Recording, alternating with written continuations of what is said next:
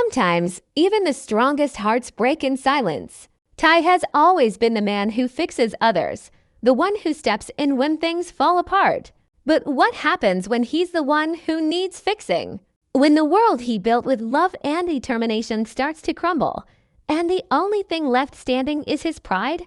This is the moment Ty realizes that to chase his dream, he must first learn something he's never done before: ask for help. The sun was sinking behind the hills of Heartland, painting the sky in soft gold and fading pink. The wine carried the smell of hay and horses, the same scent that once filled Ty's heart with peace. But today, that peace was gone. He stood near the barn, hands buried deep in his jacket pockets, watching a horse limp slowly across the paddock. Once upon a time, he would have been running over to help, full of energy, full of purpose. Now, he just stood there, tired in a way that no sleep could fix. It wasn't the long days or the constant work that weighed him down. It was the feeling that he was losing touch with the part of himself that used to believe in something more. The clinic wasn't doing great. Bills were stacking up. The phone didn't ring as often as it used to. The town had new vets now, younger, with better equipment and fresh ideas. Ty didn't mind competition, but lately he couldn't shake the thought that maybe he was being left behind. When he went home at night, the walls of the small house fell to quiet. He missed Amy's laughter, the sound of her boots on the porch, the easy way she used to remind him that life wasn't just about work. Even the photo of her on the wall seemed to look back at him with a kind of sadness. He wasn't sure when it happened, but somewhere along the way.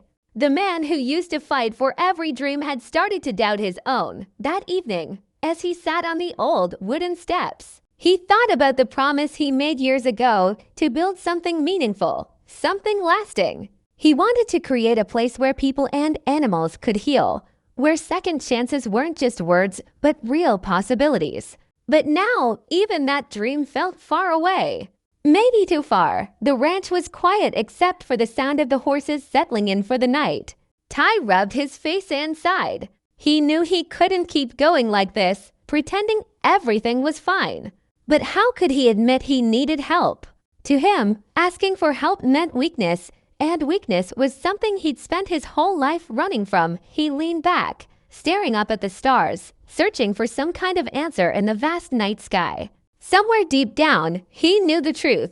If he didn't change something soon, he was going to lose everything he'd worked for. Maybe even himself. The night grew colder, and the wind picked up, carrying a whisper through the trees, soft, almost like a voice he used to know. You don't have to do it alone, Ty. He closed his eyes, letting the memory wash over him. Maybe it was just his mind playing tricks, but it felt real. It felt like Amy. And for the first time in a long time, something inside him stirred, not hope, not yet, but the faint spark of it. The kind of spark that could light a fire if he let it. He didn't know what tomorrow would bring, but maybe, just maybe, it was time to stop pretending he was okay. Maybe it was time to take that first small step, not toward success, but toward healing. Ty stood, his boots crunching softly against the dirt, and looked out at the open fields stretching into the night. They seemed endless, filled with both the past and the future waiting to meet. He took a deep breath, his chest heavy but alive, and whispered to the quiet air, "I can't do this alone anymore." The words hung there for a moment, fragile but true. They felt strange on his tongue, but also right. It wasn't a cry for help. It was an admission of strength, the kind that comes from finally being honest with yourself. For the first time in months, Ty felt a small piece of the burden lift as the first stars shimmered brighter overhead. He turned and walked back toward the barn. Tomorrow wasn't going to fix everything, but maybe it didn't have to. Maybe it just had to be the start of something new. Morning came quietly at Heartland, with sunlight spilling through the thin curtains of Ty's small bedroom. Dust floated in the air like slow, golden snowflakes, and for a moment, everything seemed calm. But calm didn't mean peace. Ty woke up feeling that same weight pressing against his chest, the one that made it hard to breathe, hard to move, hard to care. He sat at the edge of his bed, rubbing his eyes, and tried to remember the last time he truly felt alive doing what he loved.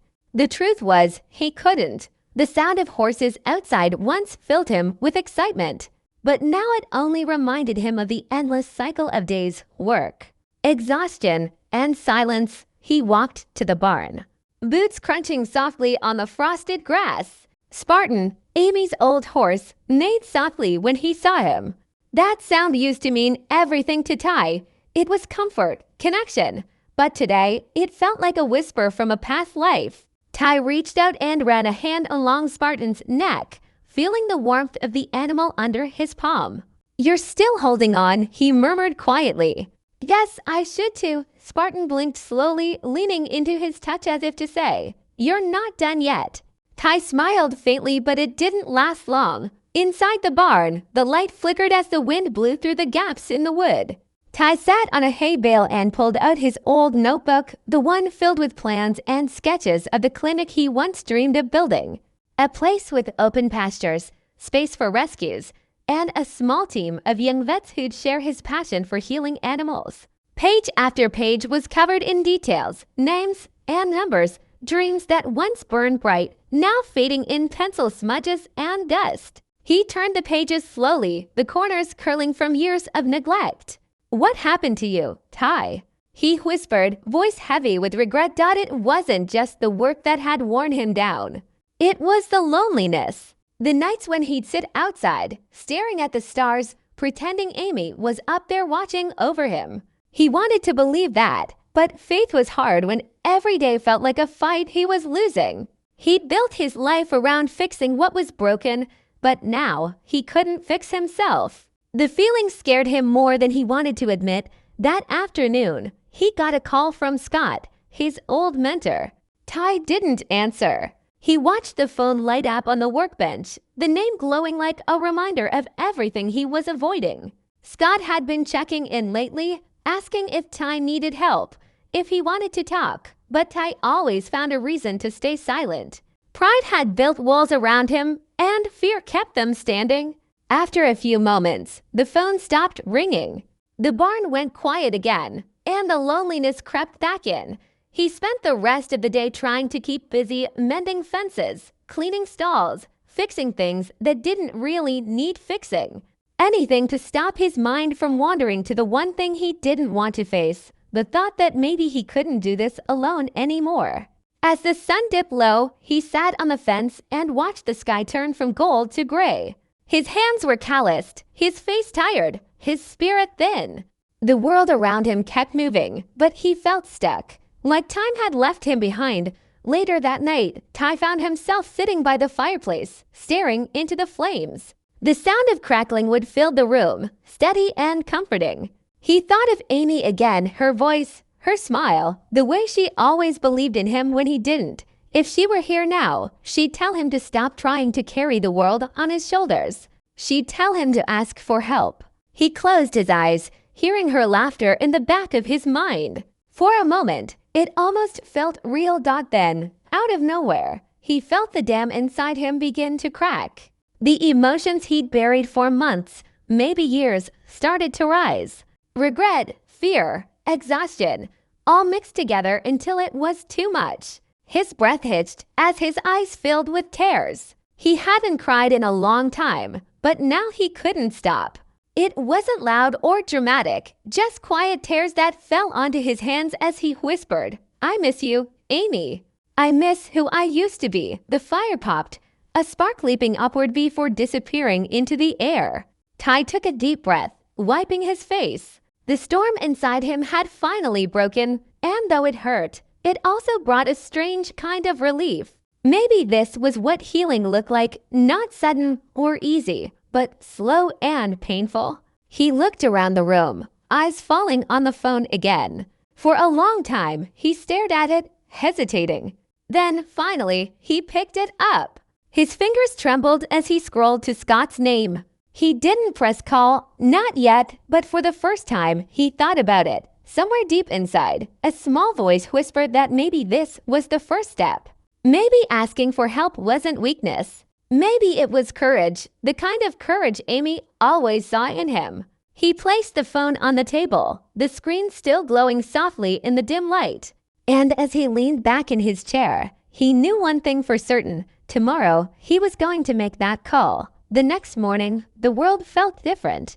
The sky wasn't brighter, the air wasn't warmer, but something inside Ty had shifted. It was small, a quiet kind of strength, the kind that doesn't shout but steadies your breath. He stood outside the barn, coffee mug in hand, watching the mist rise over the fields. For once, he didn't feel like running from his thoughts. He just let them come. The memory of last night lingered, the tears, the silence, the decision he hadn't yet acted on. But it was there, waiting for him, like the sunrise waiting to break through the clouds. He walked back into the house, the phone still lying on the table where he'd left it. His thumb hovered over Scott's name again. So much history in one small contact. The man who had believed in him when no one else did. Ty could almost hear his voice, calm and patient, the way it always had been when Ty first started out. You're not just fixing animals, Ty. You're learning to fix yourself. Back then, he didn't understand what Scott meant. Now he did. He hesitated, then took a deep breath and pressed call. The ring felt longer than it should have. His heart pounded, his mind racing with second thoughts. But before he could hang up, the line clicked, Ty. Scott's familiar voice came through, warm and steady. For a second, Ty couldn't speak.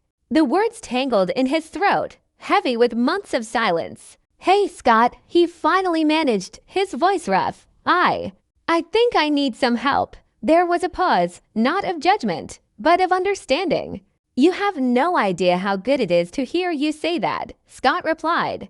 Tell me what's been going on. And just like that, something inside Ty broke open. He talked, really talked, for the first time in what felt like forever. About the clinic, about the burnout, about how lost he felt. He didn't hold back this time. He told Scott everything, from the fear of failure to the guilt that still haunted him. Scott listened quietly, letting Ty's words spill out like water breaking through a dam. When Ty finally stopped, there was another long pause. Then Scott said, You've been carrying too much alone, Ty. You've always had the strength, but strength doesn't mean silence. It's time to rebuild, and you don't have to do it by yourself. Ty's throat tightened again, but this time it wasn't from pain, it was from relief. Someone understood. Someone still believed in him. Over the next hour, they made plans. Scott offered to help him bring the clinic back to life, to modernize it, to get some new equipment, maybe even bring in an assistant. There's a young vet in Hudson looking for experience, Scott mentioned. She reminds me of you when you first came here, rough around the edges but full of heart. Maybe she could help. Ty wasn't sure if he was ready for that. But for the first time, the idea didn't scare him. It gave him something to look forward to. When the call ended, Ty sat in silence for a long time, the phone still in his hand. The sun had risen higher now, spilling light across the room. It fell on Amy's picture hanging by the doorway. He looked at it, smiling faintly. I did it, he whispered. I finally asked for help. It wasn't much, but it was everything. He felt lighter somehow, like the air around him had shifted. The heaviness was still there, but now it had space to breathe. That afternoon, Ty drove into town. The roads were lined with trees shedding their last leaves, the world painted in soft shades of gold and brown. He stopped by the clinic, stepping inside for the first time in weeks. Dust covered the counters, papers scattered across the desk. It smelled like emptiness and old dreams. But standing there, Ty didn't feel defeated. He felt determined. He ran his hand across the table, clearing away the dust, and smiled. All right, he muttered to himself. Let's start over. He began small, cleaning up, organizing, fixing broken tools. Each small task felt like a step forward. By sunset, the place looked almost alive again. As the light faded through the windows, Ty leaned against the wall, exhausted but satisfied. For the first time in a long time, he didn't feel lost. He felt grounded, connected to something real. The dream wasn't gone. It had just been waiting for him to return. That night, back at the ranch, Ty sat outside under the stars again. The sky was clear, endless. He looked up and whispered, I'm trying. Amy, I really am, and maybe, just maybe, somewhere out there. She was smiling too. He didn't know what tomorrow would bring: more work, more challenges, maybe even setbacks. But tonight, he had taken the first step toward healing, and that was enough. The silence around him no longer felt heavy. It felt peaceful. The kind of peace that comes when a broken heart finally decides to start mending.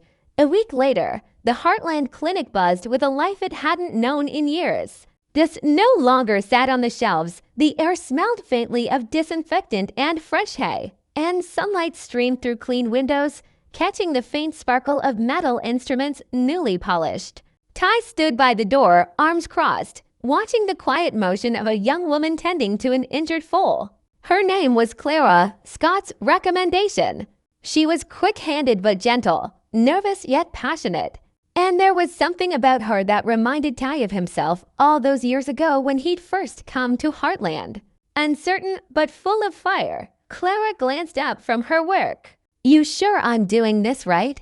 she asked, her voice breaking the silence. Ty smiled faintly, shaking his head.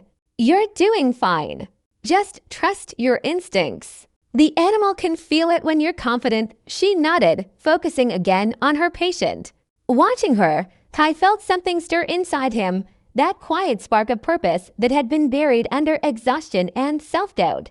It wasn't roaring back all at once, but it was there, flickering brighter with each moment. After the foal was settled, Clara turned to him, brushing a strand of hair from her face. "You built something special here," she said softly. "Even if it doesn't look like much right now, you can feel it. It's got heart." Ty looked around the clinic, the chipped paint, the worn counters, the quiet hum of animals resting. For the first time in a long time, he saw it the way she did. Not as something broken, but something worth rebuilding. "Yeah," he replied, his voice thoughtful. Heartland's always had that. As days passed, Ty and Claire fell into a rhythm. Mornings began early, with rounds through the ranch and emergency calls from nearby farms. Evenings ended with long talks over coffee, planning improvements for the clinic. Scott visited now and then, his presence steady and encouraging. Slowly, the place began to change, not through miracles, but through effort, through care, through community. The old clinic sign was repainted, equipment repaired, and word began to spread that Ty Borden was back, and stronger than ever. One late afternoon, after tending to a rescued mare, Ty stood outside watching the sunset. The sky burned with color: orange, gold, pink, like it was on fire. Clara came up beside him, wiping her hands on her jeans. "You ever think about what drives you?" she asked. Ty tilted his head. "Every day," he said honestly. "Used to think it was just about saving animals, but now I think it's about giving them, and people, another chance. Maybe that's all any of us need." She smiled at that, and for a moment, the silence between them was comfortable. The ranch stretched wide before them, the land breathing again, the horses moving freely in the fading light. Everything felt alive. Ty took a deep breath, the crisp air filling his lungs, and felt something settle inside him, a peace he hadn't known in years. The ache hadn't vanished completely, but it no longer ruled him. It had softened, turned into something he could live with, something that reminded him of how far he'd come. That night, Ty sat by the fire again. The flames danced gently, casting a warm glow across the room. On the table beside him lay his old notebook, its pages now filled with fresh plans, sketches of new stables, outlines for a mentorship program, ideas for a mobile clinic to reach distant farms. This time, the dreams didn't feel impossible. They felt real, within reach. He picked up the notebook and smiled, tracing his name on the cover. "Guess we're not done yet," he whispered. Outside, the wind rustled through the trees, carrying the faint sounds of life from the barn, the horses shifting, the dogs barking softly, the hum of work that would start again tomorrow. Ty looked toward Amy's photo on the mantel. The smile in the picture was the same one that used to steady him on his hardest days. "You were right," he murmured. "I didn't have to do it alone. As he leaned back, the firelight flickering across his face, Ty realized something simple but powerful. His dream hadn't died. It had been waiting for him to heal, to grow, to understand that strength wasn't in never falling, but in standing up again and again, no matter how many times life knocked him down. And now, surrounded by warmth, by purpose, by the quiet pulse of hope returning, Ty Borden finally felt alive. Tomorrow would bring its challenges, long days, hard choices, unexpected storms, but for the first time, Ty wasn't afraid. He was ready. Ready to build, to teach, to live. The dream that once seemed too far was now right there in front of him, shining brighter than the dawn rising over Heartland. And as the first light of morning crept across the horizon, painting the land in gold, Ty smiled softly to himself. The journey wasn't over. It was just beginning again.